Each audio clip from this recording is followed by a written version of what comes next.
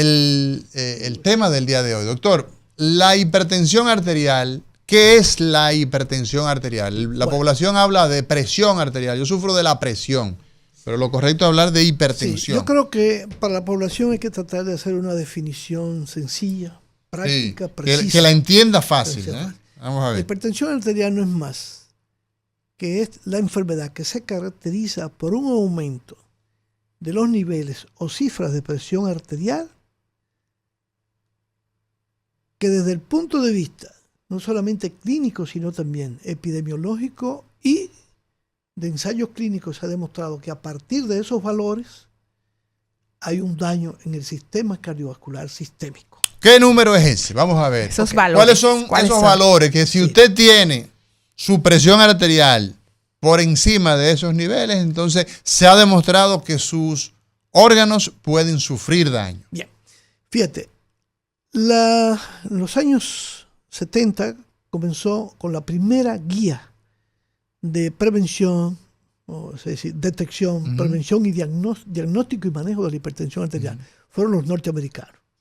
50 años, sí, 53. Y Europa comenzó en el año con su primera guía en el 2003.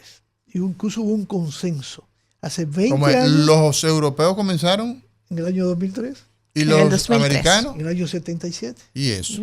Bueno, la diferencia tú sabes que la medicina a nivel mundial estaba dominada por los Estados Unidos, el gran país, ¿verdad? Pero los europeos fueron creciendo. España, acuérdate que España da un salto cualitativo en los años 70. En la medicina, España se había quedado. ¿Y entonces cuáles son esos números, doctor? Entonces, hay dos grandes guías. Por las cuales hay dos tendencias. Hay dos tendencias que han variado un poco. Había un consenso, que es la guía del Colegio Americano de Cardiología y de la Asociación Americana del Corazón, y las guías de la Sociedad Europea de Cardiología y de la Sociedad Europea de Hipertensión. ¿Qué dicen? Todos los países de Europa. Bueno, esas guías que habían un consenso se separaron un poco en el 2017 en cuanto a la definición de hipertensión. Aunque no hay grandes diferencias, pero sí hay pequeñas diferencias que debemos establecer. Pero bueno. Las dos guías establecen claramente, y ahora lo vuelve a ratificar, la Sociedad Europea mejoró un poquito, bajó un poquito ahora, vamos a verlo ahorita, es que la presión óptima, óptima, o sea, lo ideal, lo que usted debe aspirar. Usted debe tener una presión arterial sistólica, es decir, la presión máxima o alta, como dice la gente, igual o menor a 120 milímetros de mercurio. 120. La sistólica. Eso es lo óptimo, lo ideal. Y la mínima o diastólica, menor de 80. Menor de 80. Menor de 80. Ni siquiera 80. Menor de 80. Menor de 80. Menor de 120, menor de 80. A cualquier edad. O sea, que llegar a 90 años con esa presión significa por qué tú llegaste a los 90 años. Exactamente. Pero hay gente que dice, pero hay gente que te dice, mire, tiene 150, 95, es que yo sufro de la presión. Sí, pero eso es un contrasentido. Pero no está controlado. Porque no está controlado. Exacto. Y además, acuérdate que antes ya, en la época que yo era estudiante, yo creo que a ti te tocó todavía parte de eso. Porque en esa época todavía se consideraban niveles más altos, porque no habían los ensayos clínicos que teníamos, que tenemos ahora. O sea, ¿qué pasa en el órgano? Que a partir de los 50 años se le ponía un número 1 adelante. Si tú tienes 50 años, o entre 50 y 60, tu presión era de acuerdo a tu edad. 153, tú tienes 53, 153 era tu presión. Pero eso no es congruente con la realidad. No solamente no congruente, que era lo que se veía, que no era congruente, sino los efectos que habían aparte de eso. Es como yo digo, usted nace de una manera. Usted no puede cambiar demasiado. Claro. Tiene que mantenerse lo más cerca cuando usted nació, si usted quiere llegar a los 100 años. Así es. Si quiere llegar lejos en la vida, independientemente de las cosas que pueden ocurrir. Entonces, los niveles óptimos de la presión arterial son 120 a menos de 80. Menos de 80, entonces, 78, 75, 70. ¿Qué plantean los norteamericanos y los europeos? Que si tú tienes una presión entre 120 y 130, o 129, fíjate, se queda por debajo del 0. 129 sistólica. Y menor de 80, la diastólica, tú tienes presión normal. Fíjate por dónde que vamos. 125, 126, eso es normal, no óptimo, sino normal. Y 78, 79. Exacto. Eso es normal. Normal. Los norteamericanos, a partir del año 2017, basados en un estudio que se llama el estudio Sprint, que fue el primer estudio que se hizo así a gran escala con monitoreo digital, con monitores digitales. Los europeos no lo han aceptado mucho porque no tienen todavía esa experiencia. Y como todavía se ha demostrado que el impacto mayor que se logra en el tratamiento es tener presión por debajo de 140, sin embargo, hay sus disquisiciones, lo vamos a ver ahora. Entonces los norteamericanos dicen que tú eres un hipertenso grado 1 cuando tú tienes una presión entre 130 y 139 sistólica. 130 a 139. Sí. Y mayor de 80 la diastólica. Ok. 89, ¿verdad? Okay. Muy bien. Entonces, ya tú eres hipertenso grado 1. Pero, ya ahí se comienza a establecer que tú eres hipertenso. Ahora, ¿qué te plantea el norteamericano? No vamos a dar medicamentos. Porque no tiene ese gran impacto aparentemente. Aún en esa grado 1. Si no tiene enfermedad como la diabetes, si no tiene enfermedad renal o ha tenido ya un evento cardiovascular. Si no tiene esa situación y está manejando cifras de 130 o más hasta 139 y 80, entonces 89, es hipertenso que se puede entonces manejar de manera sin medicamentos. Sin medicamentos, sin cambio de estilo de vida. Pero eso es lo más difícil. Exacto, eso es lo más difícil. Entonces ahí vienen las contradicciones, ¿verdad? Entonces, dieta baja de sal, reducir el consumo de alcohol. Doctor, pero el tema de la sal, yo no entiendo el tema de la sal. Ustedes los cardiólogos viven acabando con la sal. Pero hay una necesidad de consumo de sal diario, doctor. Claro, no, porque no se le quita la sal. Se reduce. No agregar sal a la comida. Bueno, ¿y cómo se le va a poner? ¿Cómo se le va a poner? A la que está cocinada ya. Bueno, la que no. Pero hay una. ¿Qué hace la gente que al tostón, al huevo, al aguacate? Claro. Yo no le he hecho, por ejemplo. Y es verdad, no lo estoy diciendo para quedar bien. Yo no le agrego al aguacate. El aguacate yo me lo como con aguacate. No, y además, en un país tropical como el nuestro, donde tú sabes, con el calor que tenemos ahora, tú puedes desequilibrar al paciente. Entonces uno le dice, no comer salado. ¿Qué le preguntamos nosotros a los pacientes ahora? Allá. ¿Y la sopita, doctor? ¿Van incluidas? No, es terrible. Si yo te hago la historia de lo doctor, pero vamos a seguir con hipertensión. Escúcheme. 130 a 139, la presión arterial y sobre todo por encima de 80 la diastólica, usted es grado 1. Grado 1 para los el grado 2.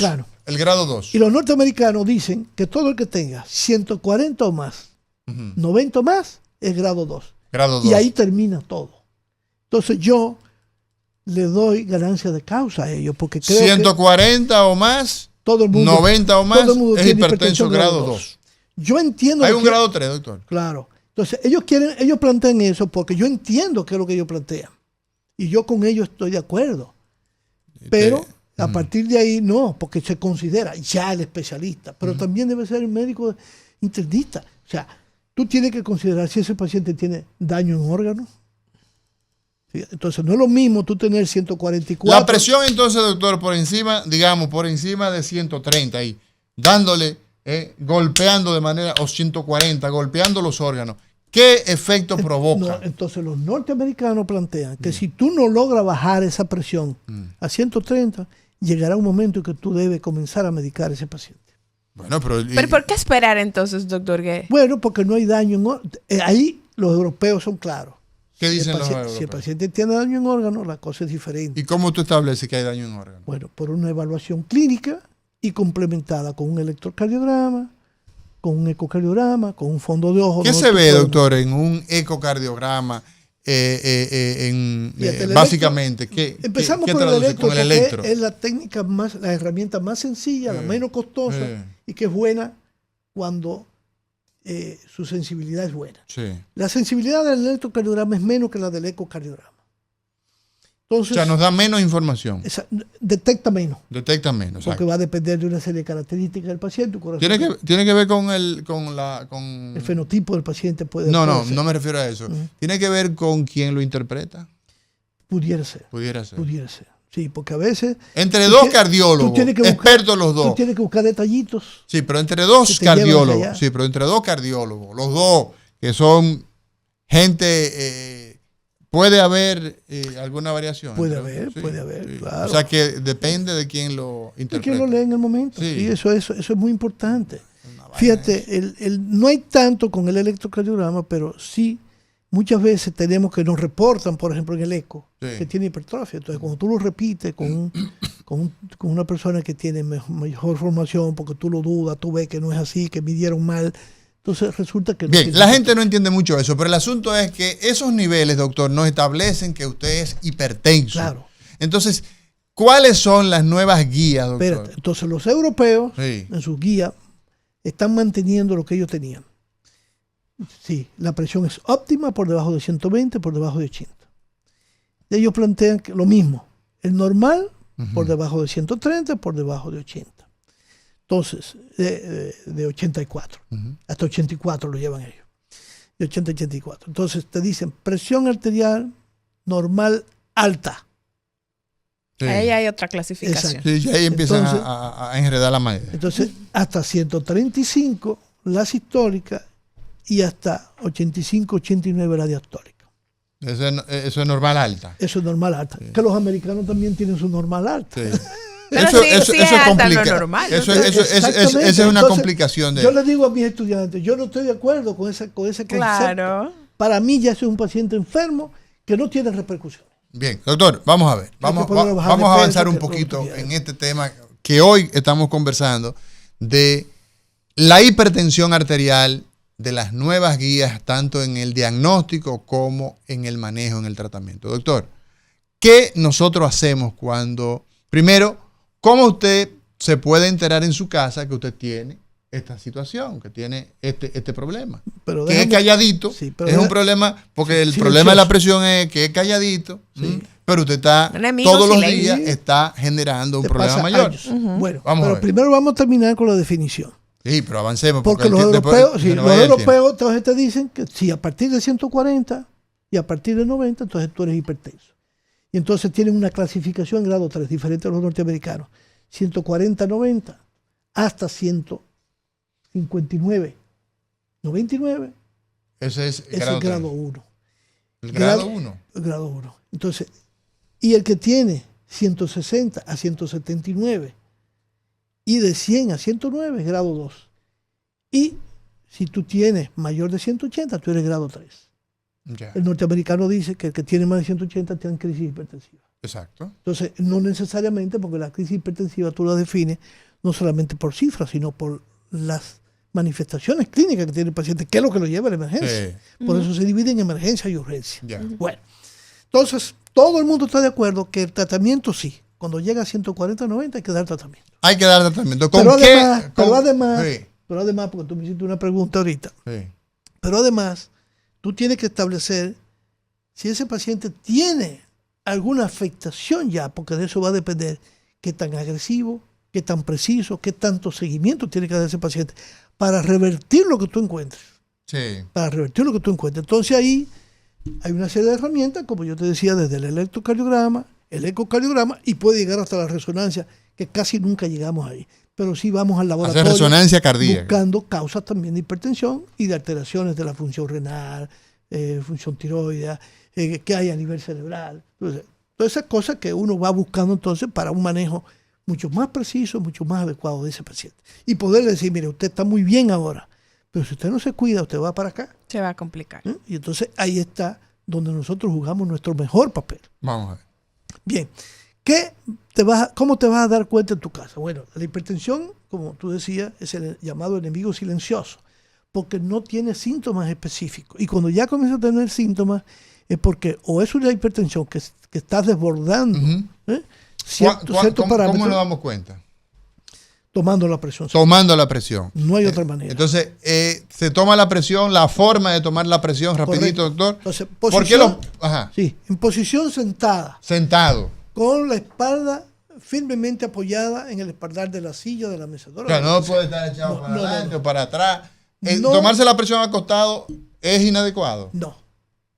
Se utiliza, claro, se utiliza. Porque la presión acostado es más alta. Y puede haber, eso le iba a preguntar, ¿puede haber cambios? Sí, porque hay unos llamados varoreceptores, unos sensores que tenemos en nuestro sistema vascular y nervioso que regulan la presión arterial dependiendo de la posición. Entonces, si usted está acostado, la sangre disminuye, entonces disminuye la presión. Entonces, la forma ideal es sentado, ¿verdad? Sí, el que va a ser sentado en su casa, ¿Por qué los pies deben estar apoyados? Si los pies están colgando, el individuo está haciendo esfuerzo. Ok, entonces puede subir más alta. Esa presión le puede dar más alta que incluso que acostado. Que acostado, ok, muy bien. Eso es muy importante. Entonces, el equipo con el que se toma debe tener algunas características. Bueno, tú sabes que se usan los equipos manuales y los digitales que ahora están muy de moda. Sí. Entonces, 5 minutos de reposo. Ah, ok, usted no puede venir. No, y tomarse sofocar. 5 minutos de reposo, no puede haber fumado en la última media hora, ni haber tomado una bebida estimulante. Okay. Entonces, 5 minutos, y a los 5 minutos, sin hablar, sin mover las manos, usted se coloca su dispositivo, el brazalete. Ese brazalete debe estar en la misma posición del corazón. Okay. Y además el brazalete tiene que ser adecuado, porque tú no le puedes tomar la presión a un individuo que tiene un brazo que es gigante, casi no le sirve, ¿verdad? El brazalete, igual que ponérselo a un niño. O sea, hay diferentes tipos, y eso hay que decírselo, porque hay muchos problemas con eso. Okay. Entonces, se toma la presión y anteriormente, ahora la Sociedad Europea y ya los americanos también lo están haciendo, es que tú tomas la presión y entonces cada minuto vuelve a tomar la presión. Cada minuto. 3 tomas. Okay. Se descarta generalmente la primera. Yo lo hago 2 minutos de por medio. Sí, yo también. Sí. Pero ahora ellos están preconizando que se haga con 1 minuto. ¿No será porque necesitan ver más pacientes? Y hay que para que sea más rápido. No, porque eso es en la casa. Señores, estamos hablando con el doctor Ángel González Medina, hoy conversando sobre las nuevas guías en el diagnóstico y en el tratamiento de la hipertensión arterial. Entonces, cada minuto, 3 mediciones, y tú haces un promedio o de las últimas 2, o si las 3 se parecen, haces un promedio. Okay. Hay que orientar al paciente. Yo a mis pacientes les digo, mire, hay pacientes que son hiperreactivos, o sea, se sorprenden. Sí. Y entonces la presión le sube más. Sí. Si se toma la primera presión y la presión le dio alta, no hay manera de que esa presión sea normal en la segunda, ni baje. Es todo lo contrario, sigue subiendo. Sí. Entonces, ¿qué yo he observado? Mi experiencia práctica. Cuando yo encuentro eso, entonces le digo al paciente, tranquilo, descanse, y comienzo a hablarle. Que se relaje el paciente. Entonces veo que después las 2 tomas adicionales o 3, doctor, que está más baja. El paciente se identificó que tiene niveles 140, 95, y se ha hecho varias tomas y ya. ¿Qué debe hacer? Bueno, fíjate, una diferencia. Momento, por favor, no me cierre. Perdón, la toma de la presión en el hogar. En el hogar. Que hay diferencias también. Sí, pero ok, se tomó la presión y ¿qué debe hacer esa persona? Exacto. Pero no es 140-95 en el hogar. Por eso es que quiero aclararte. Ok. Cuando tú te la tomas en el hogar, los americanos dicen que tú tienes más de 130, tú estás hipertenso. Ok. Bien. Vamos a ver qué dice la gente. Si Buenas. Estás durmiendo, no puede ser más de 70. Es más, los americanos dicen 65. Si está acabadito de despertar. Y los europeos te dicen hasta 135 y hasta 70. Vamos a ver qué dice la gente. Buenas. Clase para el pueblo y clase para los médicos. Eso es así.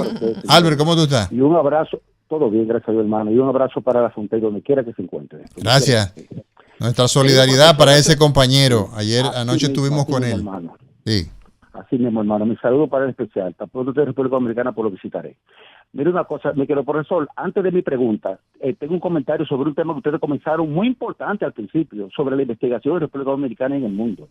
Sí. Realmente hay una investigación que es rentable, que es aquella donde se buscan medicamentos o componentes, donde se requiere un largo tiempo, un proceso, donde se va a patentizar ese producto. Hay que pasar por una fase de animales, luego en humanos, esperar los efectos secundarios, todo eso para que sí, Albert, pero déjame hacerte una observación. Eso es rentable en los grandes países que le pagan suficiente. A nosotros cuando participamos en esos ensayos clínicos lo que vemos son cheques. Ya tú sabes. Vamos a ver. En sentido general. Sí, no, claro, yo te entiendo. Hay otra que es la epidemiológica, que ya esa es para investigar brotes, incidencia, prevalencia, etcétera, que no es tan rentable esa. Pero está la que usted dijo ahora que me interesa, que yo estoy en la República Dominicana, pues me metería con usted, ayudar ahí. Es el seguimiento a proceso a pacientes hipertensos. Sí. Darle ese nuevo dispositivo, esta nueva forma, donde se requiere de un personal de salud, pero también un personal técnico informativo, porque ya la informática es parte de la información, que para que usted se mantenga informado de su cita, cuando le toca para un seguimiento más asequible. Quería hacer eso. Una pregunta, amigo profesor. Esa diferencia que hay entre la hipertensión arterial norteamericana y el resto, Puede ser que el medio ambiente en un momento determinado influya en lo que es el cuerpo humano en ese entonces, ya sea la alimentación o cualquier otro factor, para que el cuerpo humano se adapte a nuevos sistemas de hipertensión arterial, a nuevos niveles de hipertensión arterial que más adelante se pueden considerar normales. Porque la vida en Norteamérica es diferente a la República Dominicana y diferente a Europa, etcétera. Es posible que sea adaptativo eso y que que sea alta ya sea normal y que en otro lugar no sea patológico. Lo escucho en el aire. Gracias, Albert. No, se considera que, porque eso es lo que hemos visto aquí. Ahora, sí, lo que tú dices es cierto. O sea, hay factores medioambientales que afectan. Y eso lo hemos visto, por ejemplo, en mujeres en la etapa premenopáusica o menopáusica, que le sube la presión y después se normaliza. Cuando se regulariza todo el proceso, se normaliza. Y lo vemos también en muchos pacientes cuyo medio ambiente es agresivo. Cuando están en el trabajo, cuando están sometidos a mucho estrés. Y estos pacientes exclusivamente, tú ves que muchas veces le aconsejamos, mira, tiene que cambiar de trabajo, tiene que cambiar de actitud, tiene que hacer esto, y los pacientes se normalizan. Entonces el medio ambiente juega un papel muy importante. Por eso es tan importante lo que se dice, que cuando te encontremos con la presión por primera vez elevada, te hagamos un monitoreo, te mandemos en tu casa. Entonces se está preconizando mucho el monitoreo en el hogar. Sí. Lo que pasa es que los pobres en nuestro país no podrán comprar un equipo digital, imagínate, o no tienen conciencia sobre eso porque no se la hemos hecho. Porque quizás están de romo. Y que tienen familiares en Estados Unidos que le pueden regalar un dispositivo de eso. Que lo compren. Entonces, que no carguen porque aquí muchas veces, Amaury, el problema de eso es que cuesta más aquí.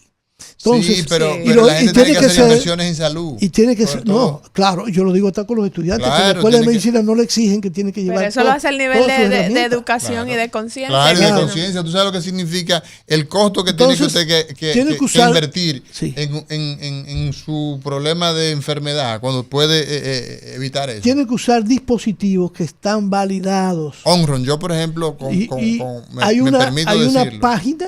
Sí. Que lo puedo decir, si lo puede entender la población, es www.stride, pero no se pone la letra S, pone Stride como Stride. S-T-R-I-D-E, Stride. BP. BP es presión sanguínea en inglés, blood pressure. .org. Ahí salen los equipos que están validados, estandarizados y que tienen que tener un brazalete adecuado. El tiempo nos juega en contra. Vamos a ver. Usted ya estableció que es hipertenso, se hizo una monitorización en 24 horas y el médico estableció que usted tiene niveles ya de 140 y hay que ponerle tratamiento. Muy importante. ¿Con qué se comienza? Muy importante. Hizo laboratorios. Hay que darle un diario a los pacientes para que anote. Ajá. Hay que darle una libretita. Tiene que hacer esa toma. O una hoja. Con en la horas, mañana. En las horas y la noche, si está durmiendo, perfecto, porque eso es lo ideal. Entonces, el paciente va a notar qué estaba haciendo en ese momento o inmediatamente me tomó la presión. Porque si estaba subiendo una escalera, va a dar más alta la presión. Claro. Entonces, el otro aspecto es igual que durmiendo. Si no durmió la noche porque la apretaba, como dicen muchos, entonces lo reportan como hipertenso nocturno. Exacto. Y eso no es. Entonces, es muy importante. El brazalete tiene que quedar flojo. Tiene que quedar. Que pueda meter un dedito. Exacto. Entonces, además, que se debe dar las explicaciones al paciente de todo, de que si tiene que pararse. Entonces, fundamentalmente esto es clave. Entonces, claro, después que tú estableces que el paciente es hipertenso, entonces lo vas a tratar. Y lo vas a tratar con fármacos. Yo creo que como estamos tan limitados de tiempo ya, tenemos que hablar de cosas nuevas, de cuál es el enfoque en el paciente que tiene enfermedad vascular cerebral ya. ¿Qué es lo nuevo? ¿Cuál es el paciente que tiene infarto? El paciente que ya tiene no solamente hipertensión, sino que tiene insuficiencia cardíaca. ¿Cómo lo vamos a tratar? Hay medicamentos, por ejemplo, que en la guía norteamericana se sacaron, los beta-bloqueadores, los llamados pranolol, metoprolol, lo dejaron para condiciones muy, pero muy fuera, no de inicio. Sin embargo, la europea mantiene que tú puedes iniciar con cualquier medicamento, dependiendo del individuo. ¿Qué características tiene ese individuo? Porque las guías, esos son guías, son normas que no son rígidas, que dependen, en primer lugar, del paciente que tú tienes frente a ti y de tu experiencia clínica. Y de lo que va, hay un paciente que tú tienes que darle tal medicamento, pero no lo tolera, es alérgico. Entonces tú sabes que tiene ¿Los que ser antihipertensivos producen alergia? Hay algunos que pueden producir alergia. ¿Cuáles son, doctor, los de primera línea, si se puede utilizar el término? Usted ha dicho muy bien que hay que ajustarlo a cada quien, pero ¿qué sería lo primero? De primera línea todo el mundo. O sea, tú tienes los inhibidores de la enzima convertasa, que son todos los PRIL, lisinopril, ramipril. Lo que hay es que darlo en dosis adecuadas. Tuve muchos pacientes tratados en nuestro pueblo y hasta por especialistas que le dan enalapril una sola vez al día. El enalapril nada más dura 12 horas. Hay que darlo entonces 2 veces al día. Exacto, 2 veces al día. Hay otros que te duran Oigan 24, eso, ustedes lo escucharon en Cátedra Médica. Hay otros que te duran 24 horas, que es perfectamente. Y aún así, hay medicamentos que te duran 24 horas, que hay individuos que no le duran las 24 horas.